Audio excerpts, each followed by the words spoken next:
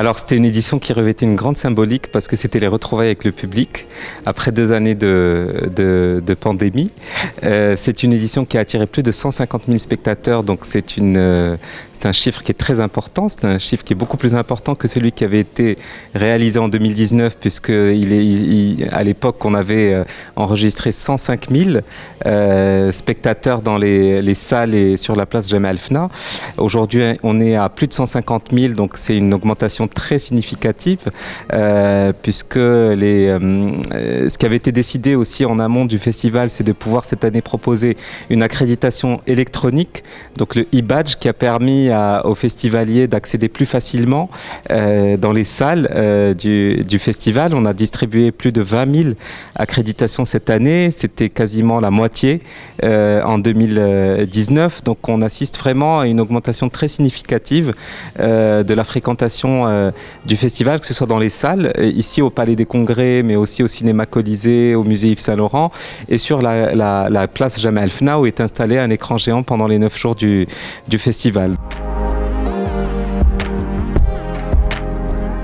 Alors c'est très surprenant. Je pense que on s'attendait à ce que le public participe de manière importante au festival, mais c'est vrai que là on est à la fois surpris et heureux de découvrir que cette participation est beaucoup plus importante que ce à quoi on pouvait s'attendre au départ. Je pense que c'est l'alliance de plusieurs choses. C'est d'une part le fait aussi d'avoir facilité l'accès aux salles du festival à travers cette accréditation électronique. C'est aussi l'attractivité de la programmation. On a proposé cette année une programmation très éclectique et très large de cinéma du monde. On a des films, on a présenté 76 films en provenance de 33 pays. Il y a eu 124 projections. Et puis il y a eu aussi tous ces cycles de débats, de rencontres qu'on a organisés en amont ou à l'issue des projections et qui ont fait que le public a participé massivement. Ce qu'il faut savoir, c'est qu'on a beaucoup d'équipes de films qui viennent de l'étranger. Il y a pratiquement tous les films sont accompagnés par leurs réalisateurs, leurs acteurs, leurs producteurs et qui viennent à Marrakech pour rencontrer le public de Marrakech. Donc on a organisé toute une série de présentations, de débats, etc. dans les salles. C'est quelque chose qui était fait les années précédentes mais qu'on a encore intensifié cette année. Et qui a permis justement au festival d'aller de proposer des échanges, des débats, voilà. Donc c'est vraiment l'une des caractéristiques de cette édition qui a permis d'accueillir un public très important et un public qui a beaucoup participé aussi, qui était là non seulement en tant que spectateurs, mais aussi on a assisté à des débats très riches, des gens qui posaient des questions, qui s'intéressaient aux films, à la manière dont ils étaient faits. On a aussi tout un public estudiantin. Il y a beaucoup d'étudiants qui participent, un public jeune.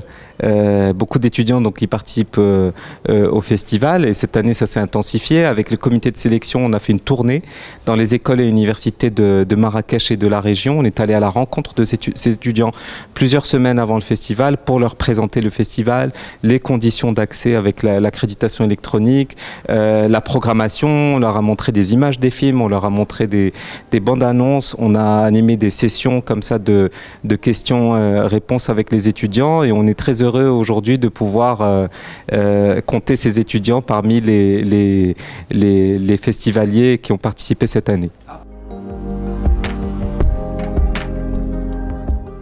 Alors c'est pas une nouvelle orientation parce qu'on a, dès la reprise du programme Jeune Public en 2018, on a proposé des films d'animation, donc en 2018, en 2019 et également cette année.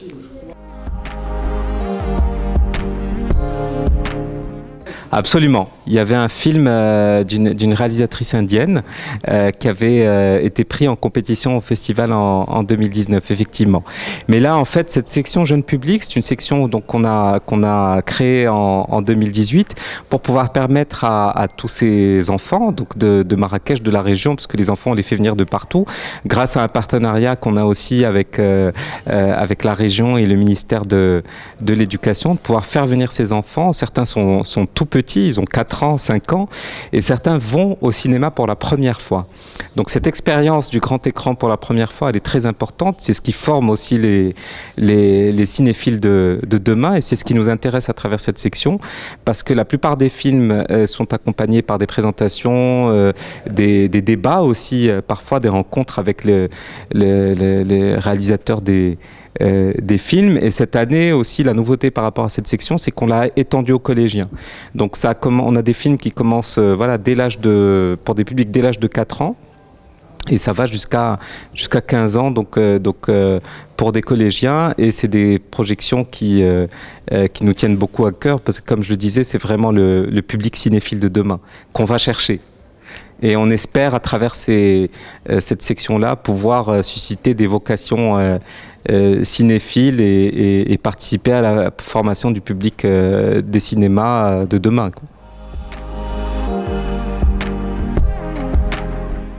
Alors, c'est toujours le point du public, parce que je pense qu'il y a encore des choses à faire en matière de développement du public, même si cette année on a vécu une augmentation très significative du public du festival, et on sent l'enthousiasme des gens, on sent l'intérêt des gens pour les films, pour ces films qui viennent du monde entier. Il faut savoir que les films qu'on montre dans le cadre du festival, pour la plupart, sont des films qui sortent très rarement en salle.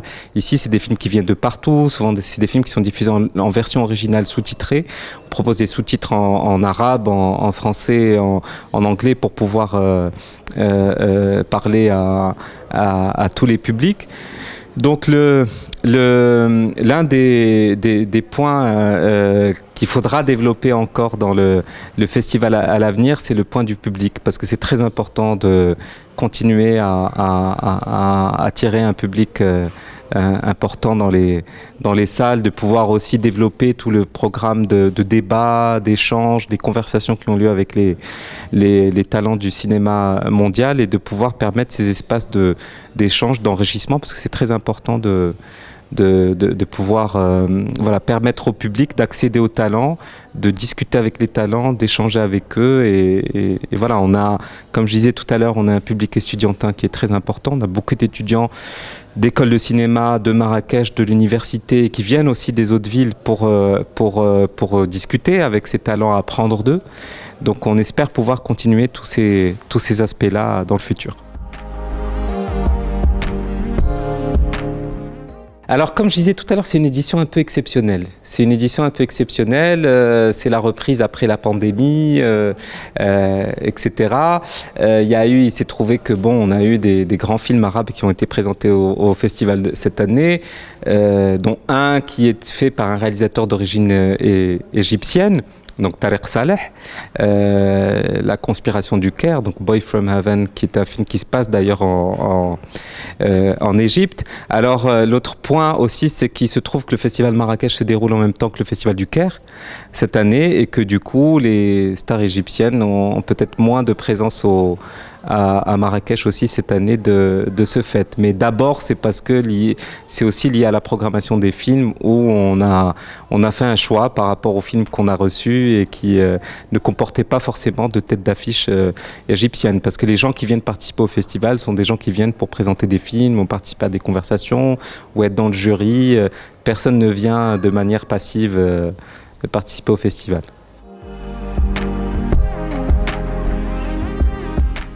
Pour l'instant, on est en pleine réflexion par rapport à la 20e édition. Je vous cache pas que la préparation de cette édition, donc la 19e édition, a été très particulière. C'est une édition qui était très attendue, parce qu'il y a eu ces 2 années de pause forcée liées à la pandémie. On a repris au départ il y a quelques mois sans avoir de visibilité sur le format du festival. On a beaucoup travaillé pour que l'édition de cette année puisse revenir, et on est content parce que le public a répondu présent. C'est une édition qui est à la fois forte et sereine par rapport à la manière dont elle se déroule, et on espère que pour la 20e édition, sur laquelle on va commencer à travailler dès les prochaines semaines, il va y avoir des moments exceptionnels comme ceux qu'on a pu connaître dans le passé de ce festival.